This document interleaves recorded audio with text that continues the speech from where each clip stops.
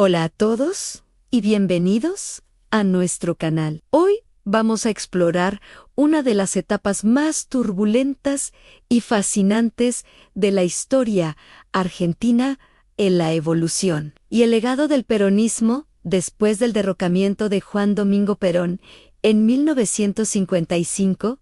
¿Cómo sobrevivió un movimiento proscrito?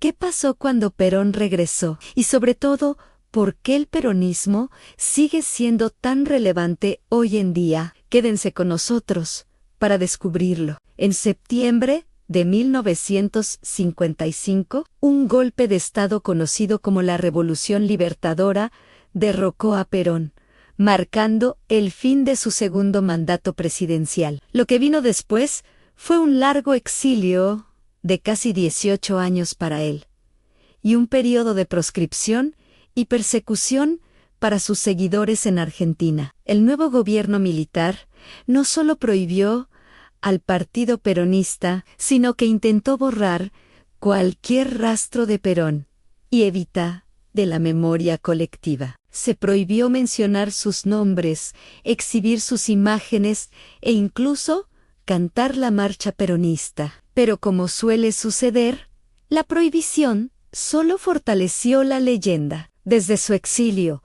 primero en Paraguay y luego en España, Perón siguió siendo el líder indiscutible del movimiento. A través de cartas, grabaciones y delegados personales, dirigía a la distancia a una militancia que se reorganizaba en la clandestinidad. Este periodo, conocido como la resistencia peronista, fue increíblemente diverso. Incluía desde sindicatos que organizaban huelgas y sabotajes para presionar a los gobiernos de turno, hasta grupos juveniles que veían en el peronismo una vía para la revolución social.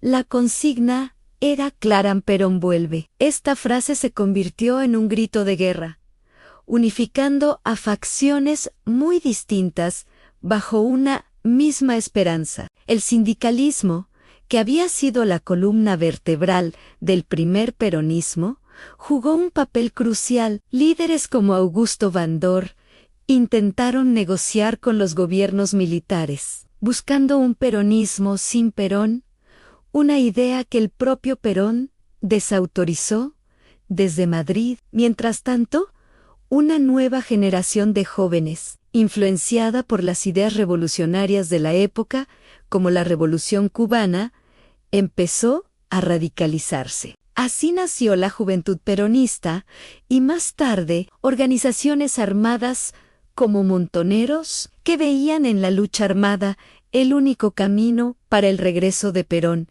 y la instauración de una patria socialista. El país vivió años de inestabilidad política y económica. Los gobiernos militares y civiles que se sucedieron no lograron ni erradicar al peronismo ni solucionar los problemas de fondo de Argentina. La proscripción del partido mayoritario generaba una democracia débil y poco representativa. La presión popular y la creciente violencia política hicieron insostenible la situación. A principios de los años 70, el gobierno militar del general Lanusse no tuvo más opción que negociar una salida electoral que incluyera al peronismo. El clamor popular era tan fuerte que finalmente se permitió el regreso de Perón el 17 de noviembre de 1972,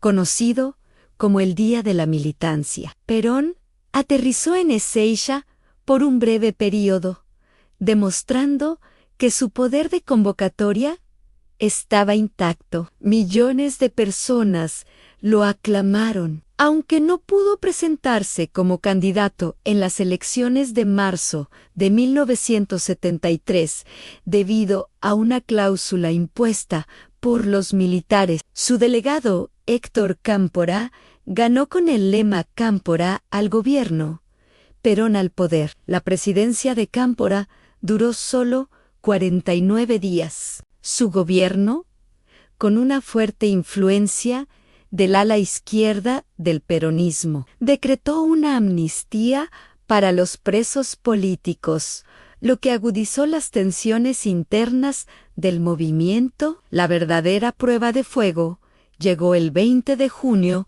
de 1973, el día del regreso definitivo de Perón a Argentina. Se esperaba una fiesta popular gigantesca cerca del aeropuerto de Ezeiza, pero el evento se convirtió en una masacre. Facciones de la derecha y la izquierda peronista se enfrentaron a tiros por el control del palco, dejando un saldo de muertos y heridos. La masacre de Ezeiza fue un presagio terrible de la violencia que estaba por venir y expuso la profunda fractura dentro del peronismo. Tras la renuncia de Cámpora, se convocaron nuevas elecciones. Esta vez, Perón se presentó como candidato a presidente, con su tercera esposa, Isabel Martínez de Perón, como vicepresidenta. Ganaron con más del 60% de los votos. El tercer mandato de Perón, que comenzó en octubre de 1973, estuvo marcado por el intento de pacificar el país y reordenar su propio movimiento. Se distanció de los sectores más radicalizados, como Montoneros, a quienes expulsó simbólicamente de la Plaza de Mayo en un famoso discurso el 1 de mayo de 1974. Su objetivo era consolidar un pacto social entre empresarios y sindicatos para frenar la inflación y la crisis económica. Sin embargo, su salud ya estaba muy deteriorada. Juan Domingo Perón murió el 1 de julio de 1974, dejando un vacío de poder inmenso y un país al borde del abismo. Su muerte no solo significó la pérdida del líder, sino también la del único árbitro capaz de mediar entre las facciones irreconciliables de su movimiento. Isabel Perón asumió la presidencia, pero su gobierno fue débil y caótico, incapaz de controlar la espiral de violencia política y la crisis económica. La influencia de su ministro José López Rega y la organización paramilitar que él dirigía, la AAA, sumieron al país en el terror. Finalmente, en marzo de 1976, un nuevo golpe de Estado instauró la dictadura más sangrienta de la historia argentina. Entonces, ¿cuál es el legado del peronismo? Es complejo y multifacético. Por un lado, instaló en la sociedad argentina la idea de la justicia social, los derechos de los trabajadores y el rol activo del Estado en la economía. Creó una identidad política popular que ha perdurado por décadas. El peronismo demostró una increíble capacidad de adaptación y resiliencia, sobreviviendo a proscripciones, dictaduras y crisis internas. Por otro lado, su estructura verticalista en torno a un líder carismático y las profundas divisiones internas han generado inestabilidad y conflictos violentos a lo largo de su historia. La incapacidad de resolver sus contradicciones internas fue un factor clave en la tragedia que vivió Argentina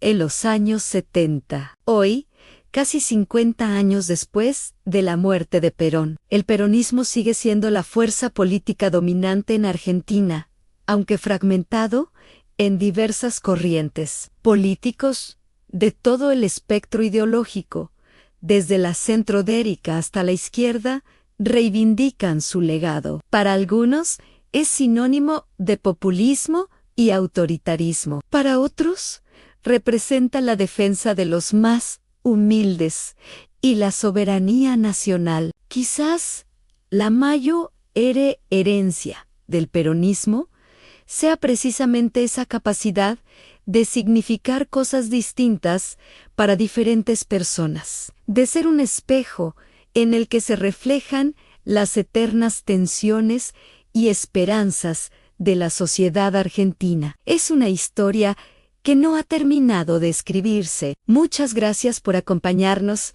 en este recorrido. Si te gustó el video y quieres aprender más sobre historia y política, no olvides darle like, suscribirte a nuestro canal y activar la campanita para no perderte ningún contenido. Nos vemos en el próximo video.